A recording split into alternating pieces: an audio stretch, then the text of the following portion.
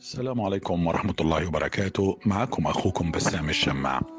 أنا لا أحب الأسطورة. اللي بيحضروا لي محاضرات عارفين عني ان انا ما بحبش الاساطير في مصر القديمة ولا في اي مكان تاني. الحقيقة الاسطورة بلا فائدة، ولو كان في نسبة بسيطة جدا من الحكمة بتطلع منها فالحكم دي موجودة بعد كده من غير اسطورة. من ضمن الاسباب اللي هقول لكم عليها ليه ما بحبش الاسطورة، لان بتبقى فيها اخبار شاذة واخبار غريبة.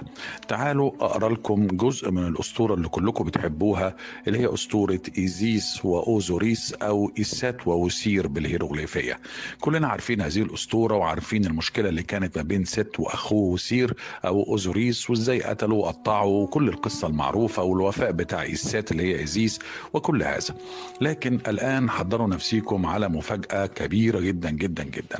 احنا كلنا عارفين حر أو حورس، الصقر الجميل الكيوت اللذيذ اللي حتى ملوك مصر كلهم سموا نفسهم ولقبوا نفسهم باسمه وبلقبه وبحورس الذهبي وبكل هذه الأشياء، وهو الرجل القوي والشاب المفتول العضلات، وهو الصقر السريع والمنقض على الأعداء، وكل هذه الصفات اللي موجودة في حر أو حورس. ولكن حان الوقت الآن عشان تتعرفوا على وجه آخر وزاوية أخرى من زوايا حورس. النص المصري القديم المترجم في مطبوعات اليونسكو في كتاب نصوص مقدسة ونصوص دنيوية من مصر القديمة المجلد الثاني، الأساطير والقصص والشعر، ونقلا عن الترجمة الفرنسية بقلم طبعا العالمة الفرنسية الشهيرة كلير لالويت، واللي ترجمها للعربية أستاذنا دكتورنا الكبير ماهر جويجاتي في دار الفكر للدراسات والنشر والتوزيع.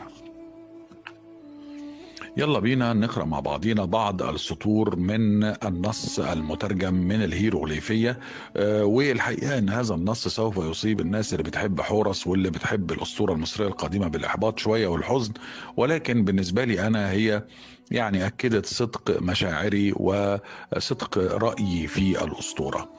بيقول النص: ولكن حورس ابن إيزيس استشاط غضبا على أمه إيزيس، فخرج من الماء ثائر الوجه كوجه فهد من الجنوب، وكان سكينه الذي يزن 16 دبنا بيده. كان في ايده سكينة.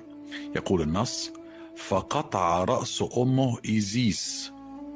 حورس قطع رأس أمه وقال، ودي طبعا اللي ربته حمته من عمه اللي كان عايز يموته، حطته في الأحراش وحمته طول الوقت لغاية لما كبر، ده طبقا للأسطورة يعني.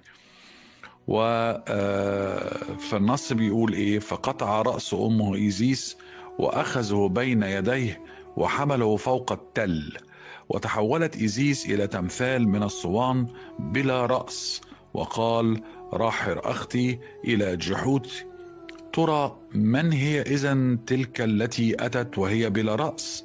فرد جحوتي على راحر اختي قائلا: يا سيدي الكامل، انها الام الالهيه ايزيس العظيمه، فقد قطع ابنها حورس راسها.